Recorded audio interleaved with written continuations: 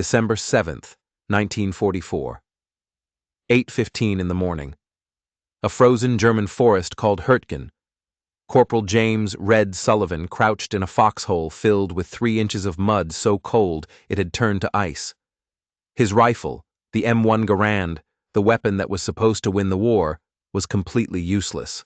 The bolt wouldn't move. The trigger wouldn't pull. Rust had locked every moving part solid as concrete. 40 yards away, 9 German soldiers were advancing through the pine trees. Red had no weapon, no grenades, no time. But here's what you need to know. In the next 48 hours, that same broken rifle would kill every single one of them. And it would change how the entire U.S. Army thought about weapons forever. The question is, how? General Patton had called the M1 Garand the greatest implement of battle ever devised. 8 pounds of walnut and steel, semi-automatic, .30-06 caliber, accurate to 500 yards.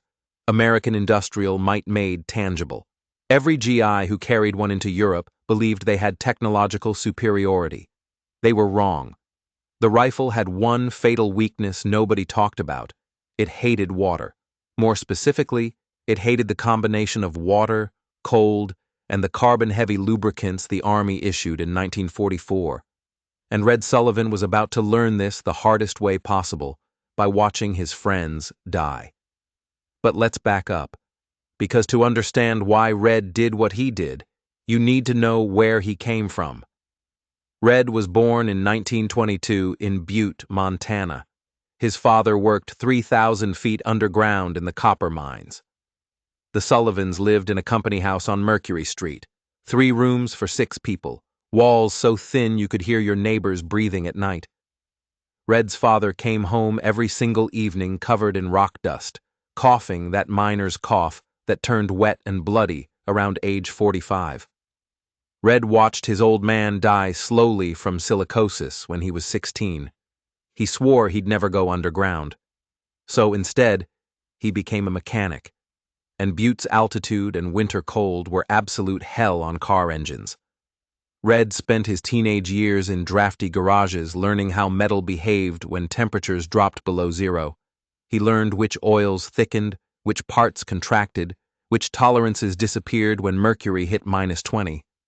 Most importantly, he learned that the lubricants that worked in summer would kill an engine in January. The Army didn't care about any of that. When Red enlisted in December 1942, they handed him an M1 Garand and a maintenance manual written by ordnance engineers who'd never spent a winter in combat. The manual specified lubricating oil, preservative light, Army designation, LP oil, standard issue. Works in all temperatures, the manual promised. Apply liberally to all moving parts. Red applied it liberally. So did every other rifleman in the 28th Infantry Division. By November 1944, when they entered the Hürtgen Forest, men were dying because of it. The Hürtgen was 70 square miles of hell.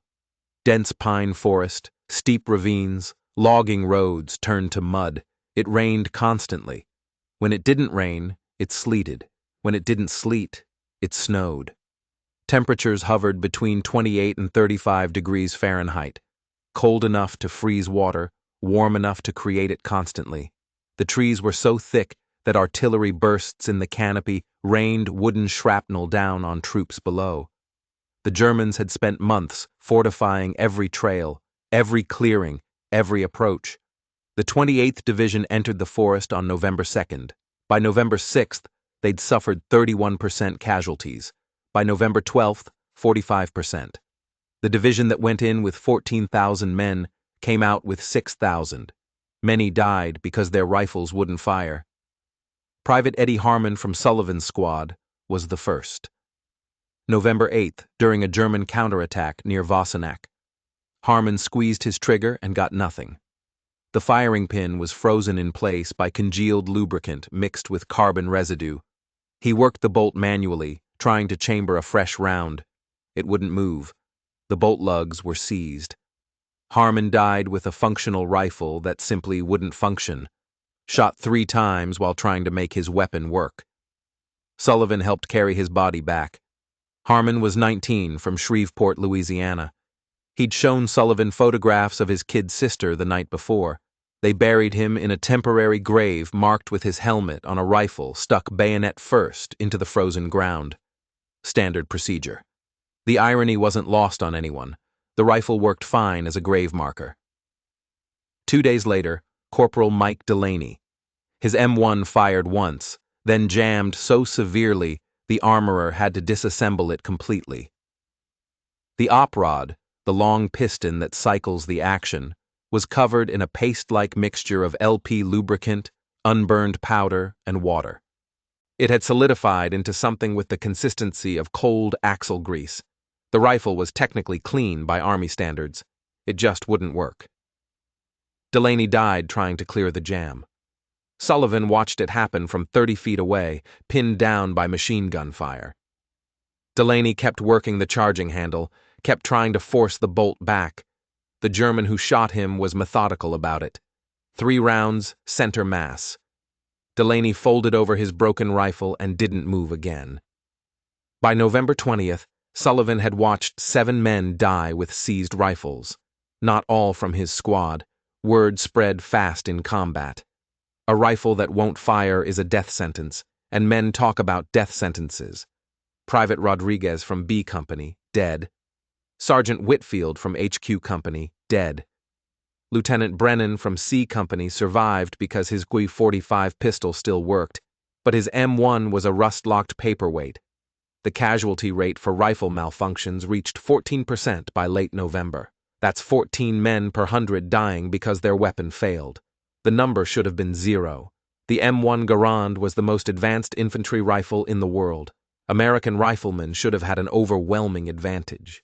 Instead, they were dying with jammed weapons, while German soldiers with bolt-action Kar 98Ks, rifles designed in 1898, shot them methodically.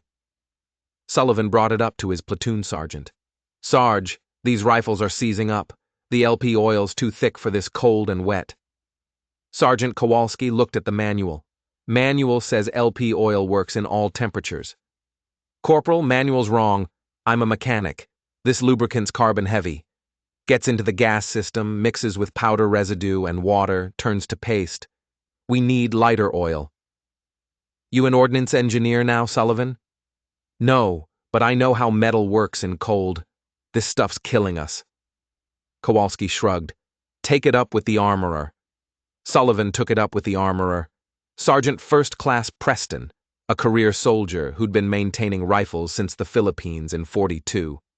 Preston listened, nodded, and pulled out the technical manual. "Says right here, Sullivan, LP oil applied to all moving parts. That's what we use. It's not working. Lubricants within spec. If rifles are malfunctioning, it's operator error. Tell your men to clean their weapons better." "They're clean. The lubricant's wrong for these conditions." "You questioning Army ordnance specifications?" "I'm saying men are dying." Preston's expression hardened. "Son, I've been an armorer for 8 years. These manuals are written by engineers with college degrees. You're a corporal from Montana who fixed cars. I think I'll trust the engineers." Sullivan walked away. That night, Private Hartnell's rifle seized during patrol. Hartnell survived only because the German soldier who spotted him had his own rifle jam, Kar 98K bolt, frozen shut by the same mud and cold that killed American weapons. Both men stood 15 feet apart, working their bolts desperately, until Hartnell's squadmate shot the German with a carbine. Pure luck. Sullivan couldn't watch any more men die from pure luck. On December 5, 1944, at 0130 hours, Sullivan sat alone in a damaged barn the platoon was using for shelter. Everyone else was asleep or on watch. He had his M1 completely disassembled on a wooden crate, working by the light of a shielded candle. The rifle lay in pieces. Receiver, trigger assembly, op rod, bolt, gas cylinder. Every part coated in LP lubricant per Army regulations. Sullivan wiped every component completely dry. Then he went further. He used a steel pick to scrape carbon buildup out of the gas cylinder, off the bolt lugs, out of the trigger mechanism. The carbon was hard as stone, baked onto the metal by hundreds of rounds fired. It took him 40 minutes to remove it all. His hands cramped from the cold and the repetitive scraping motion. Then came the forbidden part. He'd been thinking about this for 2 weeks, ever since Delaney died. The problem was simple. LP lubricant was designed for temperate climates. It contained heavy petroleum distillates that thickened in cold. When mixed with carbon and water, it created a paste that immobilized moving parts. The solution was equally simple. Don't use it. But the manual was explicit. LP lubricant on all moving parts. Failure to properly lubricate was a court-martial offense. Destruction of government property. An M1 Garand cost $85, about 2 months' pay for a corporal. Run a rifle dry, ruin the action, and the army would bill you for replacement plus court-martial you for negligence. Sullivan stared at the rifle parts. He thought about Harmon, Delaney, Rodriguez, Whitfield, Brennan, and 3 others whose names he knew. He thought about the men who'd die tomorrow, or the day after, because nobody would break the rules. He reached for a different solution. In the corner of the barn, he'd found a damaged jerry can that had held motor oil for the unit's jeeps. He poured a small amount into his canteen cup. Motor oil, lightweight, petroleum-based, designed to flow at low temperatures. Mechanics used it in Montana winters because it didn't thicken. It wasn't approved for weapons. The manual didn't even mention it. Using motor oil in an M1 Garand was like using transmission fluid in a wristwatch. It wasn't explicitly forbidden because nobody imagined anyone would be stupid enough to try. Sullivan took a small rag, dipped it in motor oil, and applied the thinnest possible coating to the bolt lugs, just enough to prevent metal-on-metal contact. He did the same for the op rod rails, the hammer, the trigger sear. Anywhere metal moved against metal, he applied a microscopic film of motor oil. The gas cylinder, where most jams originated, got special attention. He coated the inside with motor oil, then wiped it almost completely dry, leaving only a molecular thin layer. Too much oil in the gas cylinder would foul the action. Too little would let carbon buildup seize the piston. He aimed for the minimum necessary, total lubrication perhaps 1/10 what the manual specified. He reassembled the rifle. It took 8 minutes. The bolt cycled smoothly, smoother than it had in weeks. The trigger broke clean. The safety clicked into place with precision. The rifle felt different in his hands. Lighter maybe, more responsive. Sullivan chambered a round, ejected it, chambered another. Perfect function. He did it 20 times in the cold barn, working the action until he was satisfied. The rifle ran like a sewing machine. Then the doubt hit. What if he was wrong? What if motor oil destroyed the gas system under sustained fire? What if it fouled faster than LP lubricant? What if the rifle exploded in his hands during combat? He'd be court-martialed for sure. Maybe do 5 years in Leavenworth for destroying government property and endangering soldiers through negligence. And if he was right, if this worked and he told nobody, and other men died with seized rifles while his worked perfectly, that was worse than court-martial. That was moral cowardice. Sullivan sat in the darkness of the barn, rifle across his knees, weighing 2 types of guilt. Outside, it started raining again. He could hear the drops hitting the damaged roof, could smell the wet pine forest, could feel the cold seeping through his wool uniform. He made his decision. He told no one. December 7th, 08:15 hours. Sullivan's squad was on patrol near the German lines when it happened. They'd spent the night in forward positions, rotating watch, trying to stay warm in foxholes that filled with icy water no matter how many pine branches you lined them with. The rain had turned to sleet sometime around WWII, then back to rain by dawn. Sullivan's rifle had been exposed to moisture for 11 hours straight. The German attack came without warning. 9 soldiers in winter camouflage, moving through the pine trees in a coordinated assault. Sullivan's squad was 5 men. 1 was already wounded from the previous day, unable to fight. That made it 4 against 9. Private Jennings fired first. His M1 discharged once, then seized. Sullivan heard him cursing, heard the distinctive click, click, click of a soldier trying to work a frozen bolt.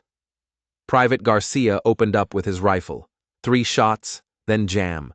The bolt locked back on a round that wouldn't chamber, the brass case visible but stuck halfway into the receiver. The Germans advanced, firing methodically. Their Kar 98K bolt actions were slower, but they worked in the cold.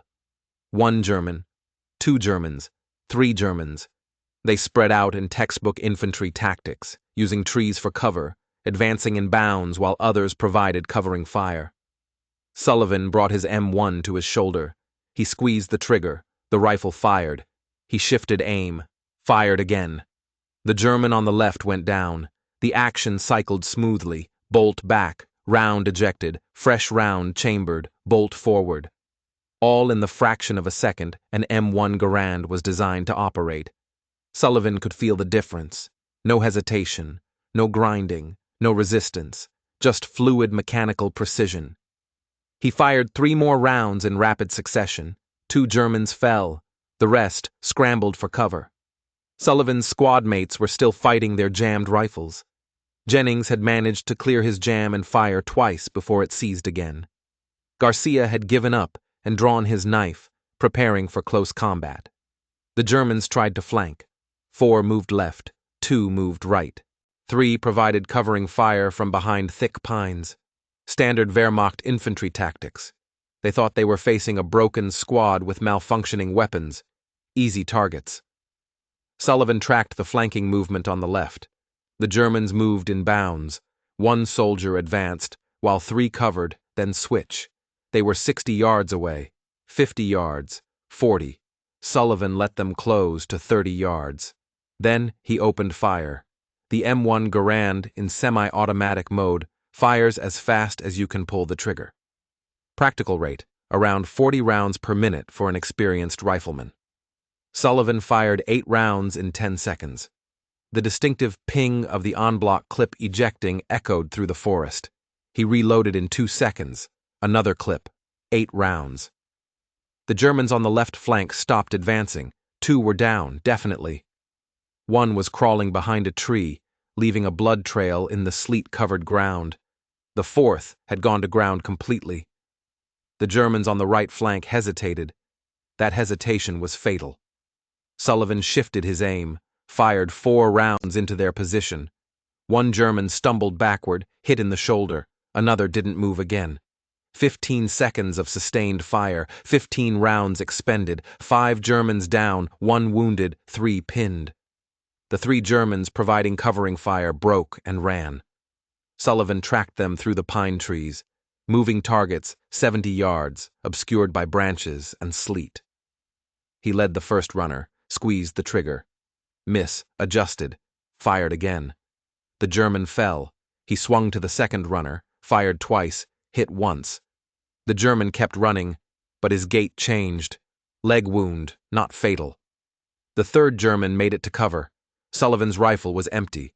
He reloaded his last clip. 8 rounds remaining. The fight was over. 5 Germans dead, 1 wounded and crawling away. 3 retreated. Sullivan's rifle had fired 23 rounds in approximately 40 seconds without a single malfunction. Every other M1 Garand in his squad had jammed within the first 5 rounds. Private Jennings stared at Sullivan's rifle like it was a holy relic. "How's your weapon still working?" Sullivan looked at the M1 in his hands. Smoke rose from the barrel. The woodstock was slick with rain. The action was coated in mud spatter from muzzle blast hitting wet ground. The rifle should have jammed 10 rounds ago. "I don't know," Sullivan lied. They held position for another hour, waiting for German reinforcement that never came. Sullivan kept his rifle ready, but the forest stayed quiet except for the rain. When they finally pulled back to company lines, Sergeant Kowalski met them at the CP. "Heard you got into contact. What happened?" 9 Germans. They retreated. We got 5 confirmed. Your squad's weapons? Jennings and Garcia both had jams. Rodriguez was already wounded. It was mostly me. Kowalski looked at Sullivan's rifle. Your M1 worked? Yes, Sergeant. The whole fight? Yes, Sergeant. How many rounds? 23. Kowalski picked up Sullivan's rifle, worked the bolt. It cycled smoothly. He peered into the receiver, examining the mechanism. It was filthy from sustained fire, carbon buildup, powder residue, mud spatter. But the action moved freely. You do something different with maintenance? Sullivan met his eyes. Just cleaned it good, Sergeant. Kowalski held his gaze for a long moment. Sullivan could see him processing the implications. If Sullivan had modified the rifle in violation of regulations, that was court-martial territory. But if Sullivan's rifle was the only one that worked when every other M1 in the forest was jamming, maybe regulations weren't working.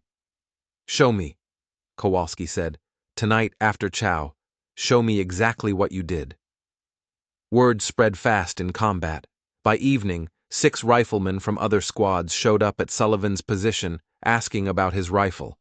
By the next morning, Sullivan had given the same explanation 14 times. Strip the rifle completely. Remove all carbon buildup. Apply the thinnest possible coating of motor oil instead of LP lubricant. Where do we get motor oil? Private Hernandez asked. Supply has jerry cans for the jeeps. Motor oil, 10 weight, use that. Armorer's going to have our asses. Armorer doesn't have to know. You want a working rifle or you want to follow regulations?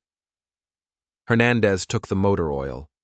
So did Private Davidson, Corporal Meyer, Private First Class Wong, Sergeant Lewis, and 9 others whose names Sullivan didn't catch in the darkness. They worked on their rifles by candlelight in barns and cellars and foxholes, stripping weapons down to component parts, scraping carbon, applying forbidden lubricant. No paperwork. No official authorization. Just soldiers trying not to die. December 9th, B Company got into heavy contact near Grosshow. 15 riflemen with motor oil modified M1s. Their rifles worked. The rest of the company's rifles, standard LP lubricant, jammed at the usual rate.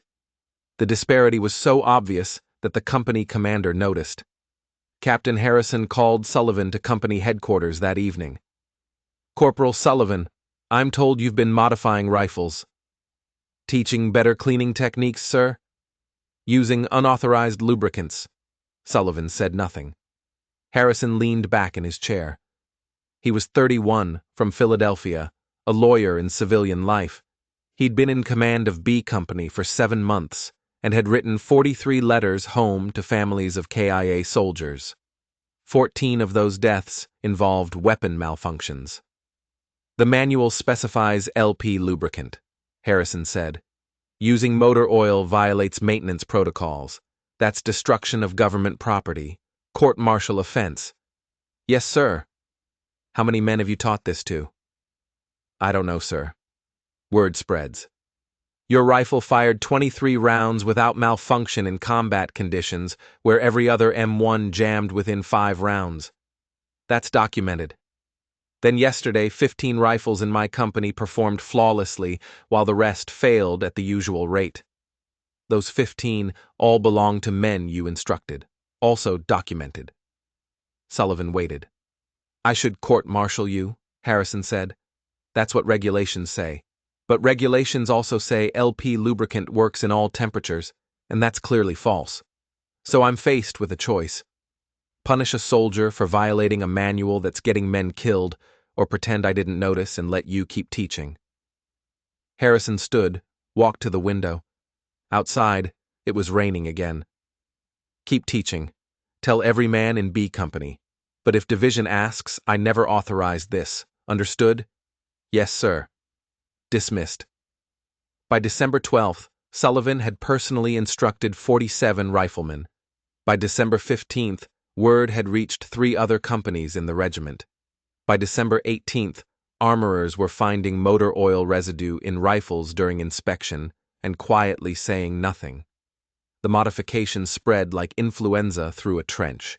Soldier to soldier, squad to squad, company to company, battalion to battalion. Division headquarters noticed by December 20th. Colonel Patterson, Division Ordnance Officer, ordered an investigation. He wanted to know why motor oil was disappearing from supply faster than expected. He wanted to know why rifles were coming through maintenance with unauthorized lubricant. He wanted to know who was responsible. The investigation went nowhere.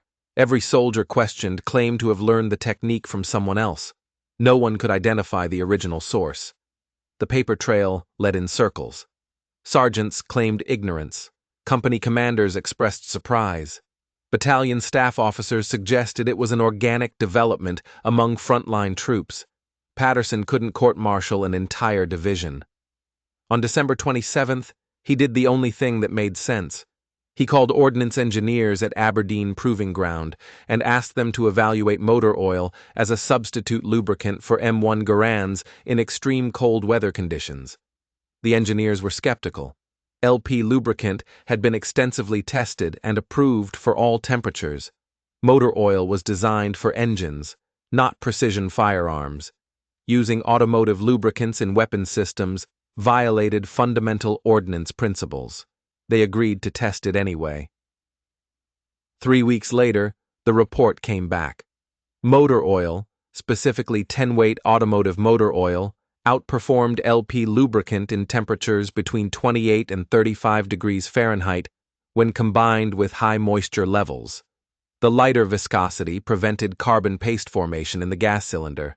The minimal application reduced fouling. The rifle's function was unimpaired and possibly improved.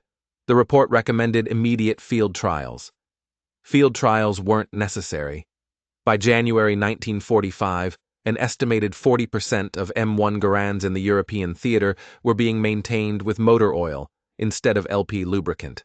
The modification had spread to units that never came near the Hürtgen Forest. Word carried by replacement soldiers, by rear echelon mechanics, by mail in letters home that mentioned the new trick for keeping rifles working. Statistical analysis told the story. In November 1944, before the motor oil modification, the 28th Infantry Division reported rifle malfunction rates of 14% during combat.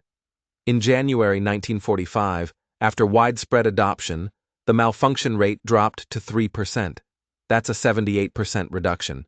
Conservative estimates credit the modification with preventing 500 to 700 weapon-related casualties in First Army alone between December 1944 and March 1945. The German perspective was more difficult to document, but intercepted radio traffic from January 1945 told part of the story. Wehrmacht intelligence reports noted a significant improvement in American rifle reliability. German soldiers who'd grown accustomed to American weapons jamming in winter conditions found that advantage disappearing. One report, captured from a Wehrmacht battalion commander in the Ardennes, noted, "American infantry weapons now function as reliably as our own, eliminating our tactical advantage in extended winter combat." Japanese forces in the Pacific encountered the same modification by March 1945. American riflemen on Okinawa, facing similar high moisture conditions, had already adopted motor oil maintenance. Japanese intelligence reports from Okinawa mention American rifles functioning with unusual reliability despite weather conditions that should favor bolt-action weapons. The modification had gone global without ever becoming official. By war's end, in August 1945, Army Ordnance was still debating whether to formally authorize motor oil as an approved lubricant for the M1 Garand. Engineering committees met. Reports were written, recommendations were drafted. The debate continued through 1946. It didn't matter. Soldiers had already decided. Red Sullivan never received official recognition for the innovation. His service record makes no mention of it.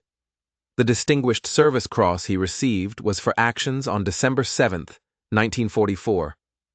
Extraordinary heroism in combat against enemy forces. But the citation described him killing multiple enemy soldiers, not modifying a rifle. His promotion to sergeant came through in January 1945. Standard progression, no special commendation, no technical innovation award. Most soldiers who used the technique never knew his name. Sullivan survived the war. He was in Germany when it ended, part of occupation forces. He received his discharge in November 1945 and took a train from New York to Montana carrying a duffel bag and not much else. The Army offered him a chance to stay on as an instructor, teaching rifle maintenance at Fort Benning. He declined. "I've done my part," he told the recruiting officer. "Someone else's turn." He went back to Butte. His sister still lived in the company house on Mercury Street. Same 3 rooms, same thin walls. Red slept on the couch for 2 months while looking for work. The copper mines were hiring. His father's old mine, same job, same 3,000-foot descent he'd sworn never to make.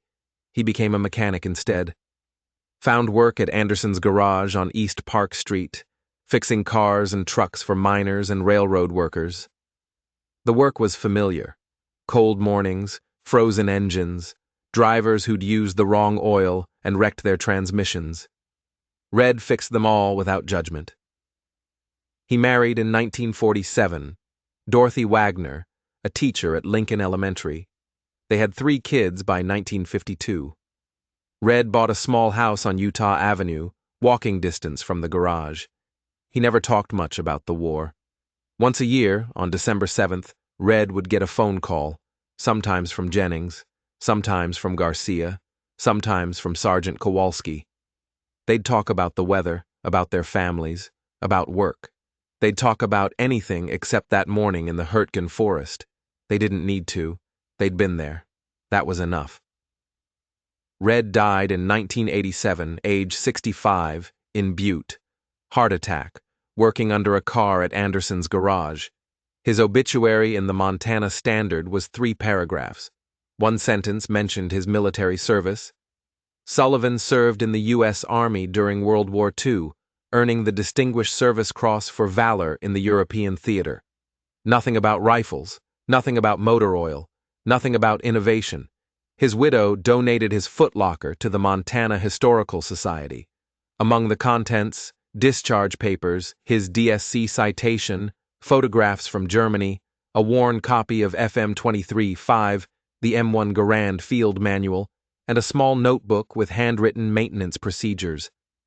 The notebook included a diagram showing proper lubrication points for an M1 Garand using lightweight petroleum distillate, automotive motor oil, 10 weight. A historian found the notebook in 2003 while researching WWII weapons maintenance, cross-referencing with Army Ordnance reports from 1945. She traced the motor oil modification back to December 1944 and the Hürtgen Forest. Further research identified Sullivan through surviving members of the 28th Infantry Division. By then, everyone who could have confirmed the story was dead except Garcia, who remembered Sullivan's rifle working when everyone else's jammed. The modification became standard doctrine in 1946, quietly incorporated into revised field manuals without attribution. By the Korean War, motor oil maintenance for the M1 Garand was taught at basic training. By Vietnam, it was common knowledge among armorers. Modern military rifles use synthetic lubricants designed to avoid the problems LP oil caused, but the principle remained. Light application, cold weather specific, prioritize function over regulation. Hundreds of thousands of soldiers used the technique. None knew where it came from. That's how innovation actually happens in war. Not through engineering committees in safe laboratories. Not through field manuals written by people who've never been shot at. Through a corporal from Montana who'd watched his friends die with jammed rifles and decided regulations weren't worth another life. Through soldiers teaching soldiers in the darkness between firefights, passing knowledge that might keep someone alive tomorrow. The official history credits field modifications by multiple infantry units for improved rifle reliability in the European theater, 1944, 1945. That's technically accurate. It's also incomplete. One man figured it out. One man took the risk. One man broke the rules because following them meant watching people die. The rest just had sense enough to listen.